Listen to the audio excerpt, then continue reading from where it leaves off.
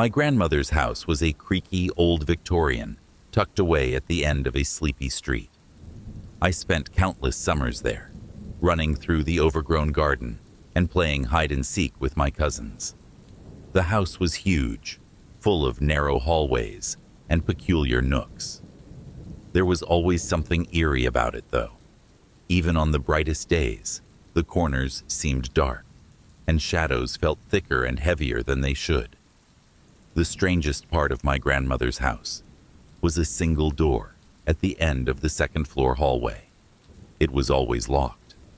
My cousins and I called it the room. We would spend hours daring each other to touch the doorknob or press our ears against the old, splintering wood to see if we could hear anything. We never did, but we were certain that the room held secrets, dangerous secrets. I asked my grandmother about it once when I was 12. I remember how she stiffened, the way her spoon clattered against her teacup. Her blue eyes, usually so warm, hardened. "You leave that room alone, Katie," she had said, her voice tight. "It's not meant for children to be poking around." After that, I never asked again. I tried to forget about the room, even though it lingered in my mind like a mosquito's persistent buzz. But one summer, when I was 17, the lock on that door broke, and the buzzing grew deafening. It happened on a stormy night. The sky outside was angry, dark clouds rolling and grumbling like some ancient, waking beast. I was staying with my grandmother for the weekend, a break from the chaos of high school. The house creaked and moaned under the pressure of the wind, and I lay awake in bed, clutching my flashlight like a lifeline. Then I heard it, a loud crack, like a gunshot. I bolted upright, heart pounding. It had come from somewhere inside the house. Throwing the covers aside, I grabbed my flashlight and tiptoed into the hallway. Everything was still, the kind of stillness that seems to hold its breath, waiting. I swallowed, inching my way toward the sound. And then I saw it. The door at the end of the hallway, the door to the room, was ajar. I stopped dead, my breath catching in my throat. The lock, a heavy, rusted contraption that had been a silent guardian for as long as I could remember, lay in broken pieces on the floor. The door itself had splintered, as if someone, or something, had forced it open. My stomach clenched, but curiosity, that old familiar troublemaker, tugged at me. I wasn't a kid anymore. Surely I could take a peek. The hallway felt longer as I approached, the floorboards creaking underfoot. My flashlight flickered, and I tapped it against my palm, cursing under my breath. The shadows in the room danced, stretching and shrinking in the wavering beam of light. I hesitated at the threshold, hand trembling as I reached for the door. It swung inward with a long, drawn-out creak, revealing a space coated in dust, as though the air itself hadn't been disturbed in decades. My flashlight illuminated old, sheet-covered furniture, a high-backed armchair, a small writing desk, and a cracked, full-length mirror leaning against the far wall. The air felt thick and stale, like a forgotten cellar. I stepped inside, the floorboards groaning beneath me. For a moment, I just stood there, the thrill of finally being in the room coursing through me. There was a strangeness to the place, a feeling that made the hair on the back of my neck prickle. As I moved deeper, I noticed an odd smell, faint but undeniable. It was metallic, like blood or rust, mixed with something old and sour. I wrinkled my nose and shivered. My flashlight fell on the writing desk. Papers were scattered across it, yellowed and curling at the edges. I leaned in, trying to read the faded ink. Most of it was indecipherable, but one word stood out: hunger. It was written over and over in jagged, desperate handwriting. My hands began to sweat, and I dropped the paper, feeling as though I had touched something unclean. I backed away, my gaze drawn to the mirror. The glass was cloudy, fractured in one corner, as though something had struck it hard. I swallowed and took a step closer. It shouldn't have been that scary. It was just a mirror, after all. But something about the way it sat there, angled slightly toward me, felt wrong. I raised my flashlight, and that's when I saw it. My reflection was there, but it was off. My face looked the same, but my eyes were different. Too wide, too dark, with something that didn't belong lurking behind them. I froze, the breath rushing out of me as I realized that my reflection was smiling. My mouth was still, lips pressed together, but the figure in the mirror grinned, revealing teeth that seemed too sharp. I stumbled backward, my heart thundering in my chest. The flashlight slipped from my hands, and the room was plunged into darkness. Panic flared, and I scrambled for the flashlight, my fingers fumbling across the dusty floor. When I finally grasped it, the beam burst back to life, wild and erratic, as I swung it around. The mirror was empty. No reflection, just blank, dirty glass. A cold hand brushed my shoulder. I spun around, but no one was there. The door to the room had closed, the shadows pressing in, and I suddenly felt suffocated. The air grew colder, and I could hear something, a soft, wheezing breath, coming from somewhere in the room. "Katie," a voice whispered, low and familiar, and I choked on a scream. It sounded like my grandmother, but wrong, like a recording slowed down to a terrible, slithering drawl. I stumbled backward, bumping into the writing desk. Papers fluttered to the ground, and the mirror's fractured corner caught the flashlight's glow. I made a desperate lunge for the door, my hands shaking as I tried to turn the knob. It wouldn't budge. I yanked and twisted, tears stinging my eyes. The whispering grew louder, more insistent, like a dozen voices rasping my name from every corner of the room. "Katie, Katie, Katie." With a final desperate pull, the door gave way. I stumbled into the hallway, slamming it shut behind me.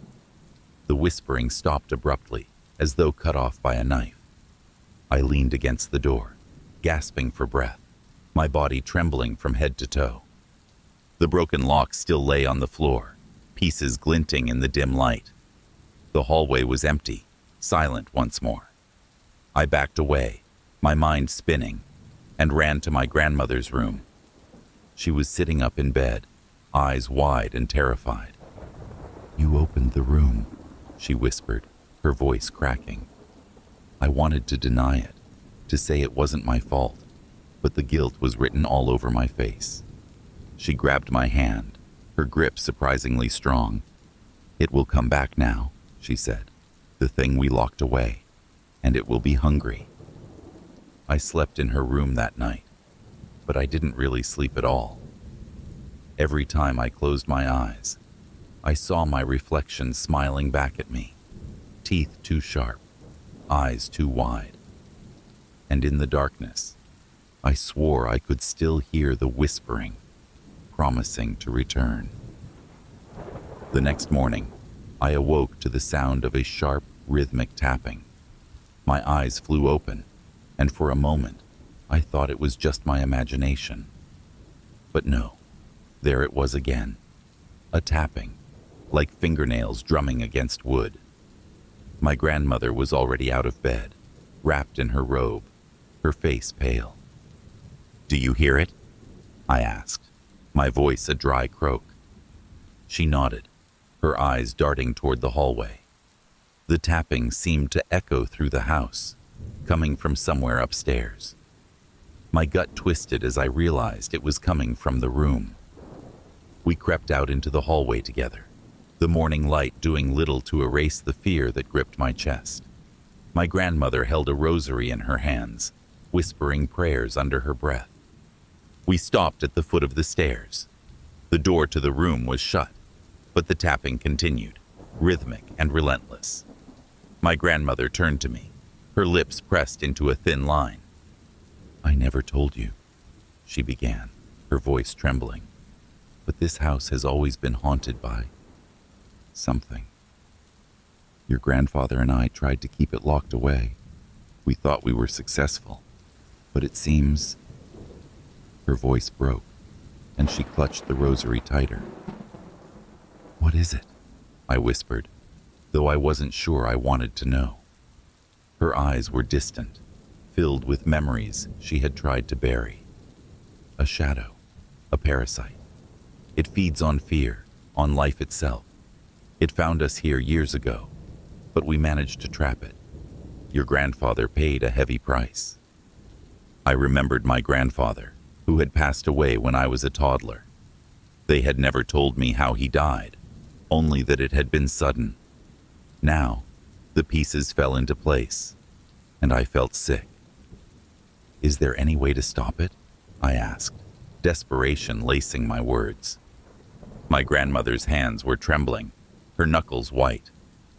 "There might be," she said, but her voice was so quiet, so uncertain, that hope seemed like a fragile thing about to shatter. The tapping stopped, and for a moment, silence hung heavy in the air. I exchanged a nervous glance with my grandmother, and then, slowly, the door to the room began to creak open. I bit down on my scream, my heart slamming against my ribs. From the shadows of the doorway, something emerged. It wasn't human.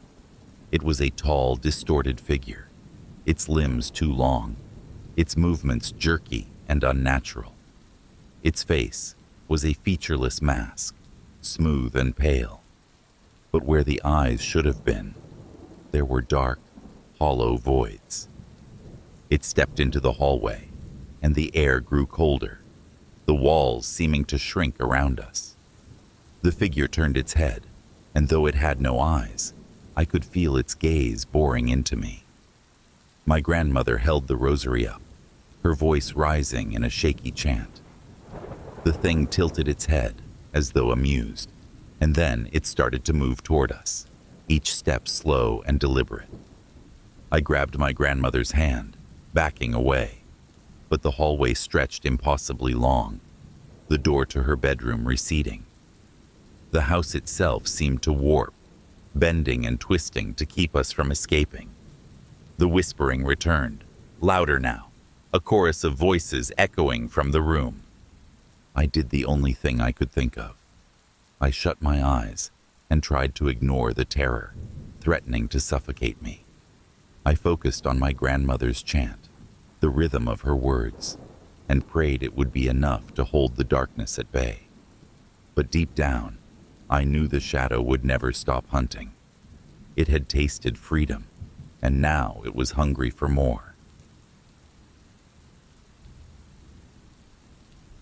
When I was young, my family always whispered about a curse.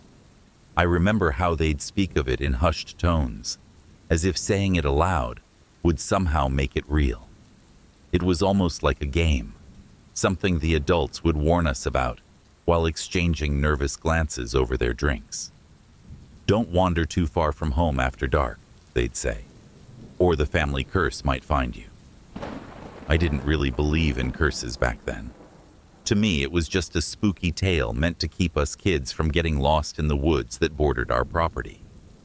My cousins and I treated it like a joke, a challenge even, daring each other to go deeper into the forest each summer. We'd run, laughing and breathless, between the trees, the leaves whispering their own secrets as we played. But that changed when I was 15. We were gathered at my aunt's house for a family reunion, an annual summer tradition. It was a hot, sticky day, the air humming with the sound of cicadas. My cousin Mark, 2 years older than me and always eager to show off, came up with a dare. "Let's see who's brave enough to go the farthest into the woods," he challenged, his grin cocky. I wasn't about to back down. Mark had always tried to outdo me, but I wasn't a kid anymore. So, with our cousins trailing behind us, we made our way into the forest, laughter echoing through the trees. The deeper we went, the cooler it became, the sunlight filtering through the canopy in patches. We were breathless, our bravado slowly fading as the woods swallowed us whole. It was Mark who stopped first. "Hear that?" he whispered, his voice suddenly tight. We all fell silent, listening. At first, there was nothing, just the wind rustling the leaves. But then, a faint whispering, almost like children laughing, drifted through the air. My stomach nodded, but I forced a laugh. "It's probably just the wind," I said, though my voice came out shaky. Mark's eyes narrowed, but he didn't argue. We turned to head back, but the whispering followed us, growing louder. I tried to ignore it, but I couldn't shake the feeling that we were being watched, that something was moving, just out of sight, hidden between the trees. That was the day the curse started to feel real. We found our way back to the house, but I couldn't stop thinking about the whispers. Over the next few days, Mark seemed to shrug it off, but I couldn't. That sense of being watched, of something just at the edge of your vision, clung to me like a bad dream. Years passed, and the family reunions continued, though our games became less daring. We were older, more sensible, and maybe a little more cautious. But the curse never left our conversations. Every time we gathered, there'd be a new story, a strange disappearance, an eerie sighting, or the time Aunt June swore she saw shadowy figures standing at the edge of the woods, just watching. By the time I was in college, I had almost convinced myself it was all superstition, just a string of coincidences that my family liked to attribute to a curse. But then, something happened that I couldn't explain. I was 21, back home for a summer break, and the reunion was in full swing. We were sitting around a bonfire in the backyard, the flames crackling and casting long shadows. My dad was telling an old family story about how, years ago, a distant relative had gone missing in the woods. They never found a body, just his hat, sitting on a stump as if he had taken it off and walked away. The story had always unsettled me, but I forced a laugh and took another sip of my drink, hoping to shake off the feeling. That's when my younger brother, Jamie, stood up. "I'm not afraid of the curse," he said, his voice cracking with teenage bravado. "It's just a stupid story." I tried to pull him back down, but he shook me off. "Watch," he said, smirking as he stepped away from the bonfire and toward the dark woods.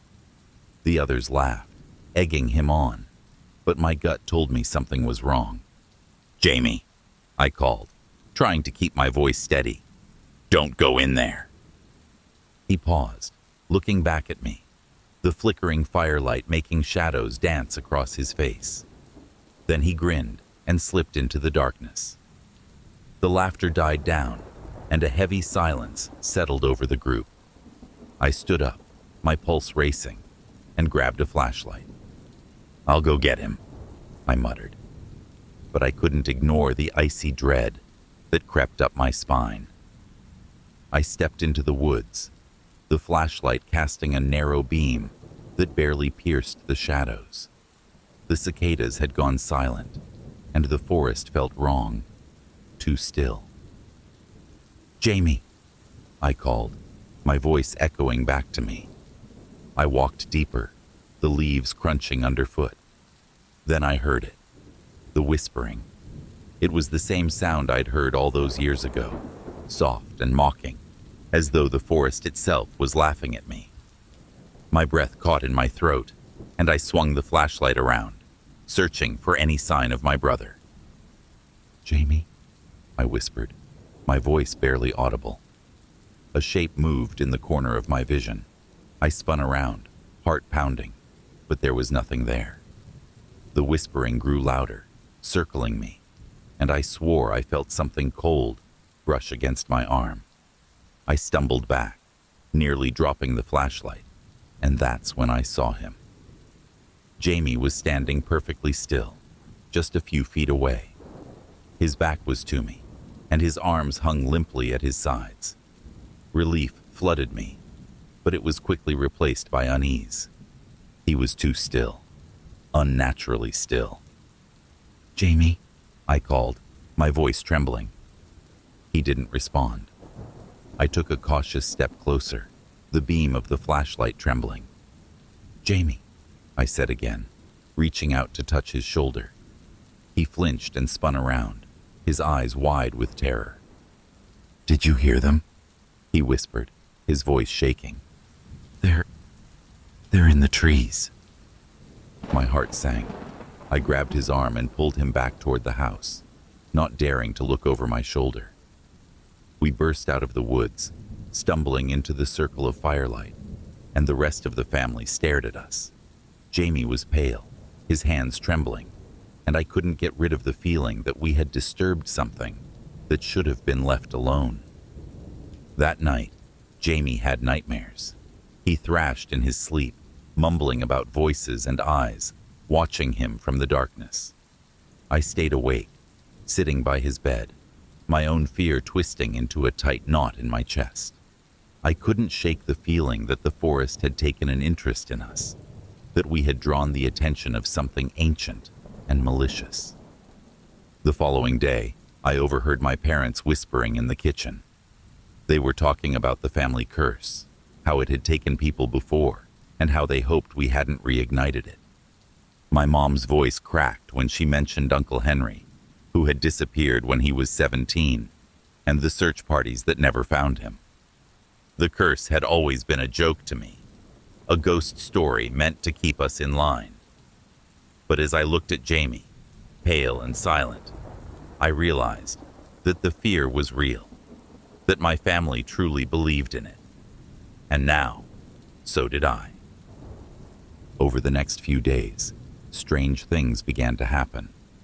Jamie complained of cold spots in his room, even when the summer heat made the rest of the house sweltering.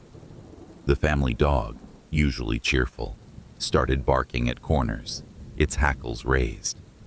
Doors that we were sure we had locked swung open on their own, and the whispers never stopped. They followed us, lingering just out of earshot. I'd be brushing my teeth and hear my name called from the hallway. Jamie would wake up in the middle of the night, swearing he'd seen someone standing at the foot of his bed. My parents tried to brush it off, to keep us calm, but I could see the fear in their eyes. Then one night, I heard the whispers again. This time, they weren't coming from the woods or the hallway. They were right outside my bedroom window. I lay frozen in bed, my heart hammering as the voices grew louder, until I couldn't take it anymore. I grabbed the flashlight from my nightstand and crept to the window, my knees shaking. The backyard was empty, bathed in pale moonlight. But the woods seemed to move, the shadows shifting as if something was watching. I stumbled back, shutting the blinds and locking the window. The whispering stopped, but I knew it wasn't gone. It was only waiting.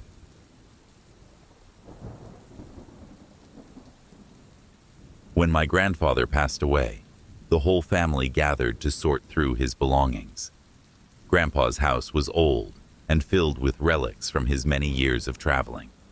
Every room was cluttered with trinkets from distant lands, carved wooden masks, dusty paintings, old maps, and brass compasses that no longer pointed north. But his basement. The basement was the strangest part of all. I had only been down there a handful of times, always under Grandpa's watchful eye. He was protective of his collection, and we were never allowed to touch anything. He called it his cabinet of curiosities, though I always thought it was more like a crypt. The air was damp and heavy, and the shelves were filled with things that seemed to belong in nightmares. Jars of preserved animals, ancient daggers, and books bound in cracked, yellowed leather. The day after the funeral, my parents sent me and my cousin Lucy down to the basement to start packing things up. We weren't exactly thrilled about it. The place had always given us the creeps, but we tried to make the best of it. We laughed about how Grandpa would scold us if he could see us touching his precious relics now. The basement was as eerie as ever. The single bare light bulb cast shadows that danced along the walls, and every creak of the old wooden stairs made my skin crawl. Dust floated in the stale air, catching the light like tiny ghosts. Lucy and I stood at the bottom of the steps for a moment, just looking at everything.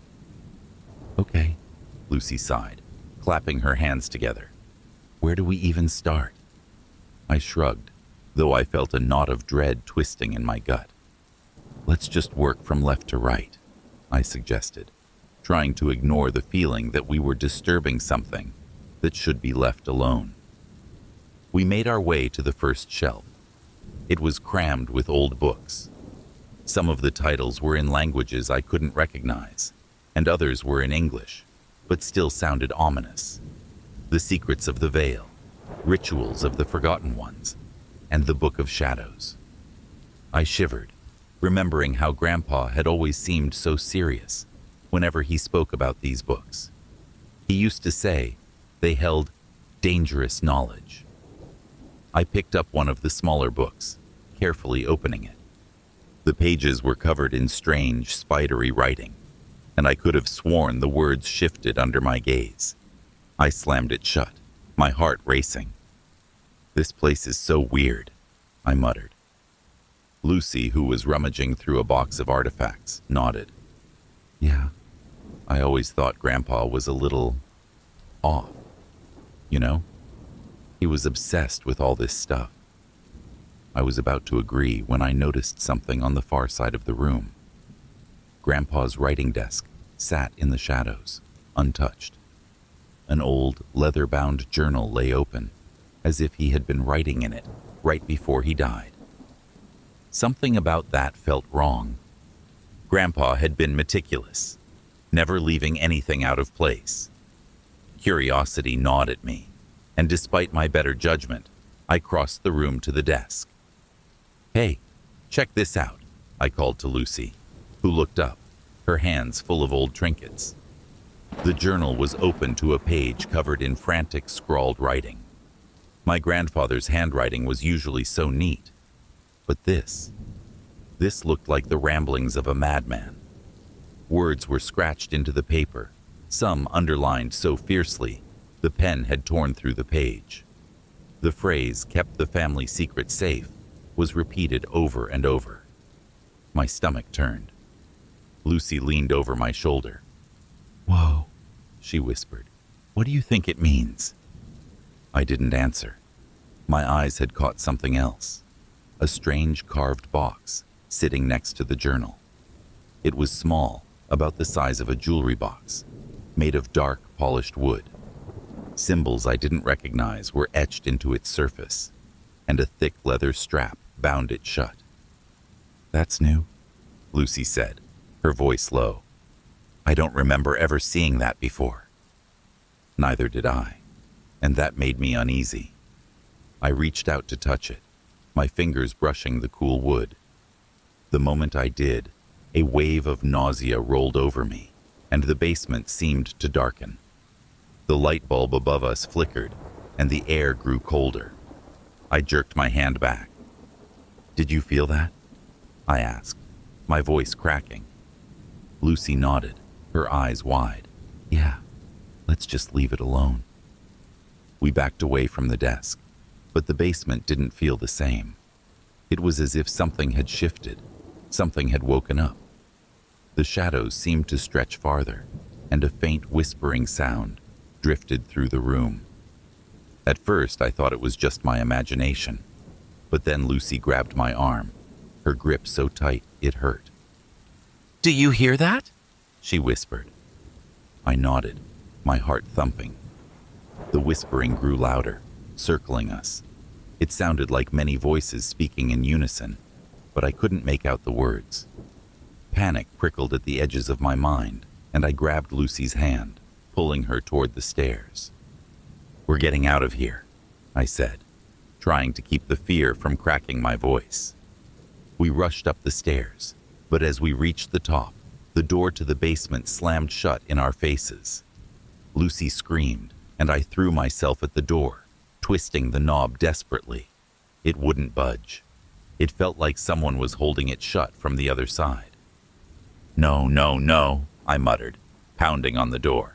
"Mom, Dad, let us out." But there was no answer, only the whispers, which had grown louder, more insistent. They were all around us now, coming from every corner of the basement. I turned back to Lucy, and the terror in her eyes was like a punch to the gut. "What do we do?" she choked out. I tried to think, but my mind was blank. Then I remembered Grandpa's journal, his frantic writing. Kept the family secret safe. What secret? What had he done? The air felt thick and heavy, pressing down on us, and I could hardly breathe.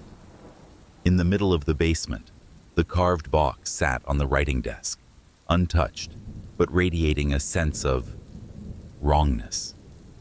The light bulb above us flickered one last time and then went out. Darkness swallowed us, and Lucy screamed again, clutching my arm so tightly I thought she'd break it.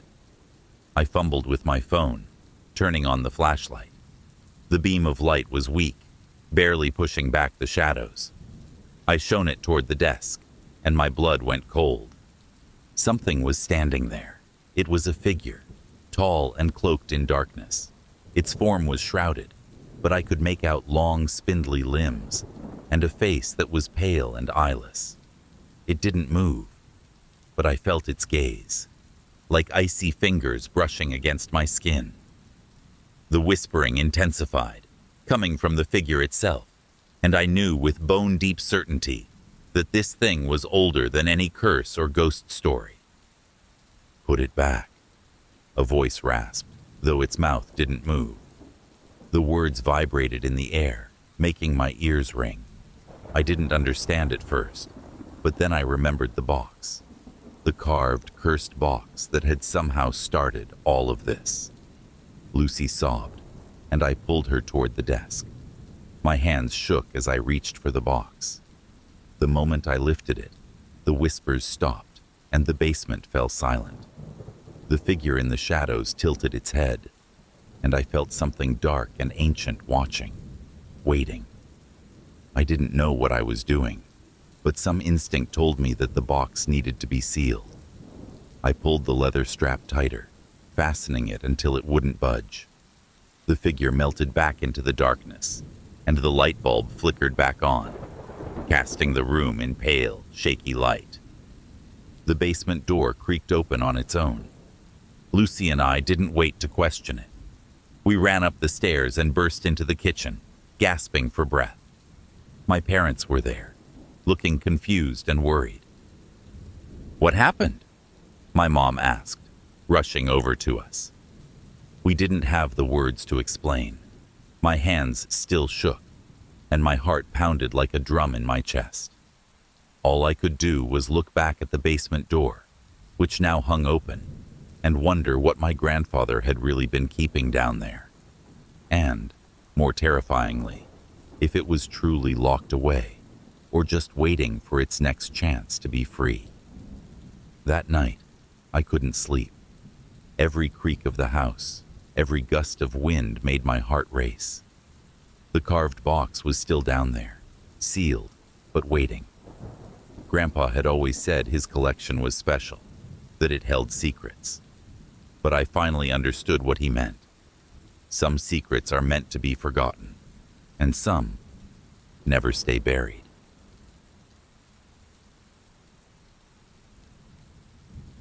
My Aunt Hilda was the eccentric one in the family. She never married, never had children, and spent most of her days tending to her small garden of strange, vividly colored flowers that seemed to bloom out of season. Her house was a little cottage at the edge of a thick, tangled forest, and she always seemed to know things she shouldn't have, like when a storm would strike, or when a distant relative was about to pass away. The family joked about her being a witch, but there was always an edge of unease to their laughter. I loved Aunt Hilda. When I was a child, she'd tell me stories, some of them wondrous, and some of them terrifying. She'd look at me with those deep, knowing eyes and tell me to be careful, that the world was full of things that didn't play by our rules. I never knew how seriously to take her until she pulled me aside one summer, just days before she passed. I was 12 at the time. Aunt Hilda had grown frail, her once bright blue eyes dimmed with age and exhaustion. She beckoned me into her small sitting room, where jars of dried herbs and old, dusty books filled the shelves. Her hands, thin and bony, grasped mine. "Listen to me, Katie," she said, her voice cracking. "When you turn 30, you must be careful. The woman in white will come for you. Whatever you do, don't look into her eyes." I remember feeling a shiver run down my spine, but I was too young to fully grasp the gravity of her words. "Who is she?" I asked, trying to sound brave, but Aunt Hilda's eyes darkened and she shook her head. "She is something old and cruel," she whispered. "Something I've tried to keep away from our family, but my time is almost up." Her fingers tightened around mine. "Promise me you'll remember." I promised, though I didn't really believe her. It felt like one of her stories, the kind that made my imagination run wild, but faded in the harsh light of day. When Aunt Hilda passed away a week later, her warning felt more like a ghost story than anything real. Years went by, and I pushed that memory to the back of my mind. Life was busy. High school, college, my first job. But every so often, I'd think about Aunt Hilda and that strange, fearful look in her eyes when she spoke of the woman in white. By the time I was 29, I had almost forgotten about it. Then, the year I was about to turn 30, strange things started happening. It began with small, easily dismissed occurrences. My house, a cozy little place on the outskirts of town, started to feel wrong. The air grew colder in certain rooms, and I'd catch glimpses of movement in my peripheral vision. Shadows where there shouldn't have been shadows. I tried to rationalize it. Old houses creak. Shadows move when cars pass by. But deep down, that old childhood fear had started to creep back. One night, a few weeks before my 30th birthday, I woke up gasping for breath.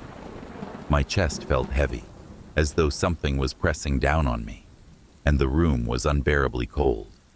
I fumbled for the bedside lamp, and when the warm light flooded the room, the weight lifted, and the air seemed to warm.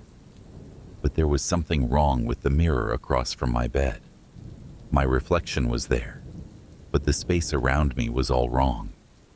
The room in the reflection was dark, pitch black, and behind me, in that darkness, was a shape. A tall, pale figure draped in a tattered white dress, standing just at the edge of the light. Her head was bowed, hair hanging over her face, and her presence made my heart stop. I didn't move. I didn't dare look over my shoulder, terrified that I'd see her standing there in the real world. My mouth went dry, and I forced myself to whisper Aunt Hilda's warning under my breath. "Don't look into her eyes. Don't look into her eyes." As I watched, the figure in the mirror slowly raised her head, her hair parting to reveal a face that I could barely make out. Her eyes, empty, hollow, and impossibly deep, seemed to call to me, and I felt a pull, like she was trying to draw me into the darkness with her. My vision swam, and I slammed my eyes shut, twisting away from the mirror. The temperature in the room rose, and when I dared to open my eyes, she was gone. But the terror lingered, seeping into my bones. I barely slept for the next week. I kept every light in the house on. kept my phone close in case I needed to call for help. But the worst part was the feeling of being watched, as if eyes that didn't belong to anyone human were always on me. My 30th birthday was approaching fast, and I didn't know what to do. I even thought about leaving town, staying with friends far away. But the fear stayed with me, whispering that no matter where I went, she would find me. The night before my birthday, I was a wreck. I sat on my couch, a cup of cold tea in my hands, and tried to convince myself I was overreacting. Maybe this was all some elaborate trick my mind was playing on me. But deep down, I knew better. Aunt Hilda's warning echoed in my mind, louder than ever. I was almost too afraid to sleep, but exhaustion eventually pulled me under. I dreamt of Aunt Hilda's house, of her small sitting room, and the smell of dried herbs. She was there, sitting in her old rocking chair, but her eyes were sad. "I'm sorry," she said. "I tried to protect you." I woke with a start, drenched in sweat. The clock on my nightstand read 11:55 p.m. 5 minutes until midnight. 5 minutes until my 30th birthday. The house was dead silent, and the shadows seemed to stretch longer than usual. I sat up, my heart hammering in my chest. And then I heard it, a soft, rustling sound, like the swish of a dress dragging across the floor. My blood ran cold, and I gripped the sheets, my breath coming in short, panicked gasps. The sound grew louder, coming from the hallway outside my bedroom. A chill seeped into the room, and I knew, with a bone-deep certainty, that she was here. The woman in white. The door to my bedroom creaked open, and I couldn't move. I wanted to run, to hide, but my body refused to listen. My gaze was locked straight ahead, refusing to turn toward the open door. I felt her presence, cold and suffocating, as she stepped into the room. "Don't look into her eyes," I whispered, my voice breaking. The rustling stopped, and the air grew heavy, pressing down on my chest. I could feel her standing beside the bed, close enough that I could sense the cold radiating from her. Tears streamed down my face, but I kept my eyes fixed on the wall in front of me. "Please," I begged, not even sure what I was asking for. A soft, almost pitiful sigh escaped her, and the bed dipped, as if someone had sat down beside me. I felt her icy breath on my cheek, and a wave of despair washed over me. Her hand, impossibly cold, brushed against mine, and I bit down on a scream. "Look at me," a voice whispered. It was soft, almost gentle, but with an edge of something dark, something ancient. I clenched my fists, fighting the urge, the pull that felt like a command. My muscles trembled with the effort of keeping still, and I squeezed my eyes shut even tighter. The whispering grew, surrounding me, echoing Aunt Hilda's voice and the woman's call. My head spun, and I was on the brink of giving in, of turning to look, when something inside me snapped. I remembered Aunt Hilda's words. "I tried to protect you." With a surge of desperation, I reached for the small drawer in my nightstand, fumbling blindly for something, anything, that could help. My fingers brushed against an old dried bundle of herbs Aunt Hilda had given me years ago, wrapped in twine and tied with a charm. I yanked it out and held it tight. The whispering stopped. The cold presence beside me recoiled, and the air grew heavy with an angry, malevolent energy. I dared to crack open one eye, just enough to see a white, shadowy figure, standing at the foot of the bed, her form flickering like a dying flame. She raised her head, and even though I couldn't see her eyes, I felt her rage. "Leave me alone," I screamed, clutching the bundle of herbs. The charm on the twine pulsed with a soft golden glow, and the woman in white shrieked, a terrible, soul-piercing sound. The shadows seemed to collapse in on themselves, and she dissolved into nothing, leaving only silence behind. I sat there, shaking, clutching the charm until my knuckles turned white. The house felt warm again, the shadows no longer threatening, but I knew it wasn't over. Aunt Hilda had kept her away for years, but now she was awake. The woman in white was real, and she wouldn't stop until she had what she wanted. I didn't know what that was yet, but I knew one thing. Aunt Hilda's warnings had kept me alive this long, and now it was up to me to figure out how to keep the woman in white from coming back for good. My family has a dark history with a music box. It's a small, intricately carved heirloom, passed down through generations. Made of dark mahogany with gold inlays, it plays a hauntingly beautiful lullaby when you wind it up. The melody is sweet and sorrowful, the kind that gets under your skin and stays there, echoing in your mind long after the music stops. The music box sat on the mantel of our living room for as long as I could remember, collecting dust and drawing the occasional curious glance. My mother used to tell me the stories when I was little, tales of how each owner of the music box had died under mysterious circumstances. Great-grandmother Maeve, found frozen in her garden, her eyes wide with terror. Uncle Henry, who drowned in the lake, even though he'd been a strong swimmer. And Aunt Clara, who vanished without a trace, the only clue left behind being the music box, still playing its haunting tune. It was a family tradition to inherit the music box once you turned 21. On the night of my 21st birthday, my mother handed it to me with shaking hands.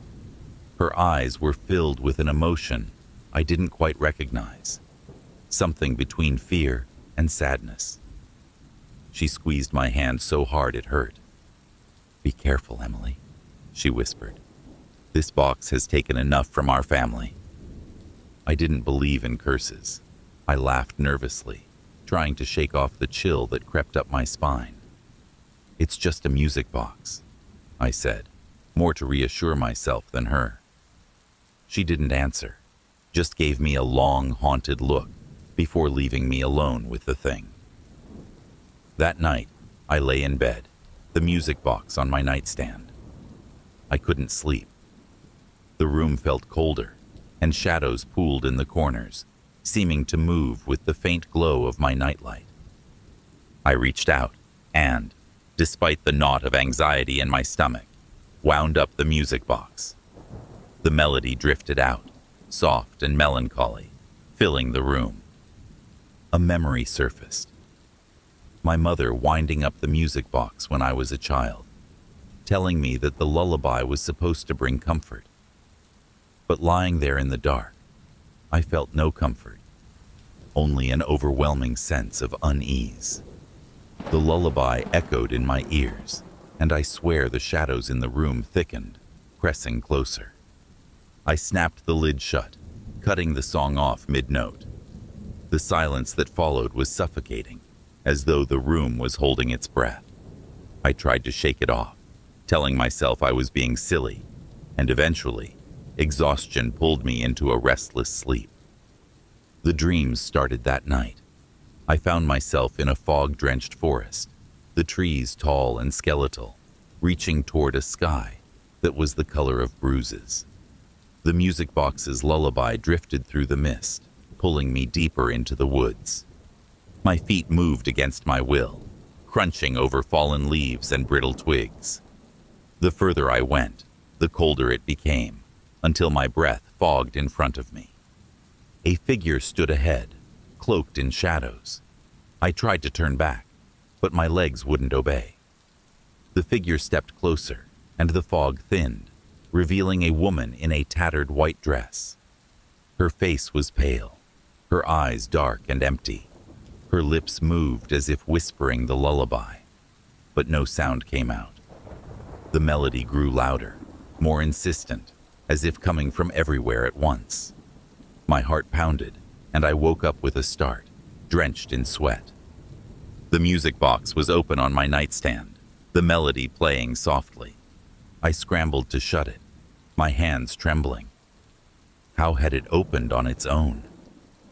I tried to convince myself it was just a mechanical malfunction, but the feeling of dread from the dream lingered, clinging to my skin like a damp chill. I didn't sleep the rest of the night. Over the next few days, things only got worse. The music box would open by itself, the lullaby weaving its way through the house at odd hours. My mother grew pale and quiet, watching me with worried eyes. "It's starting," she whispered one evening as we sat in the dimly lit living room. The music box had played twice that day, each time making my heart skip a beat. "What's starting?" I asked, though I wasn't sure I wanted to know the answer. "The curse," she said, her voice hollow. "It always starts with the dreams and the music." I tried to ignore her, to cling to logic and reason. But that night, the dreams returned. I was back in the fog-drenched forest, the same haunting melody pulling me forward. The woman in white was there, closer this time, her eyes fixed on mine. Her mouth moved, whispering words I couldn't hear, and her hand reached out to me. Cold, so cold, it felt like my skin would freeze at her touch. I woke up gasping, tears streaming down my face. The music box sat on my nightstand, open and silent, as if it had been waiting for me to wake. The next morning, I decided to get rid of it.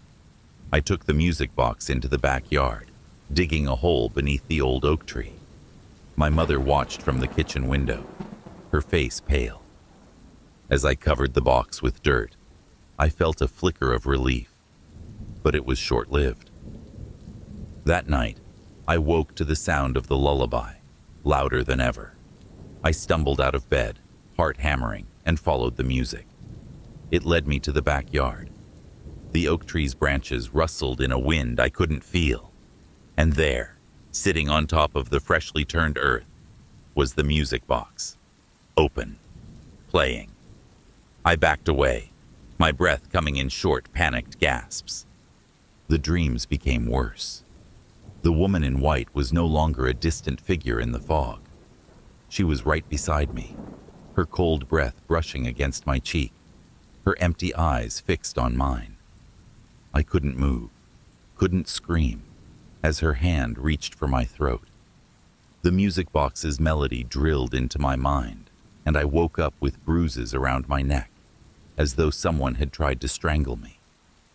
My mother and I decided to consult an old family friend, Mrs. Abernathy, who was known for her knowledge of folklore and the supernatural. She was a frail woman with bright, piercing eyes and a voice like sandpaper. She listened to our story without interruption, her expression growing grimmer by the second. "The music box isn't just cursed," she said finally. "It's a conduit, a doorway between this world and something darker." "What can we do?" I asked, my voice shaking. I was desperate, terrified that the woman in white would take me, just as she had taken my ancestors. Mrs. Abernathy considered this for a long moment. "The box must be sealed and sanctified," she said. "You have to perform a ritual, and you mustn't let the spirit inside know you're trying to break its hold." We followed her instructions to the letter. That night, we set up a circle of salt in the living room, surrounding the music box with candles and protective symbols. My mother read the ancient incantations Mrs. Abernathy had given us, her voice trembling. The air grew colder, and the shadows in the room seemed to twist and writhe. The music box sprang open, the lullaby echoing through the house. The flames of the candles flickered, and I felt her presence. Cold, suffocating. The woman in white appeared at the edge of the circle, her eyes filled with fury. "You can't stop me," she whispered, her voice carrying the weight of centuries. The circle of salt began to break, as if an invisible force was scattering it. Panic clawed at my chest. The ritual was failing. Desperation drove me forward. I grabbed the music box, holding it tight, and for the first time, I spoke directly to the spirit. "You can't have me," I said, my voice cracking. "You're not welcome here anymore." The woman in white lunged for me, her hand reaching for my throat, but just as her icy fingers brushed my skin, my mother finished the last words of the incantation. The candles flared, and the music box snapped shut. The woman in white let out a piercing scream, her form dissolving into mist. The room fell silent. We sat there in the dark, too afraid to move, too shocked to speak.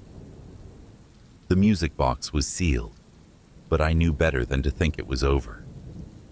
We buried it again, this time in consecrated ground, far from the house. But I still dream of the forest, of that pale, vengeful spirit.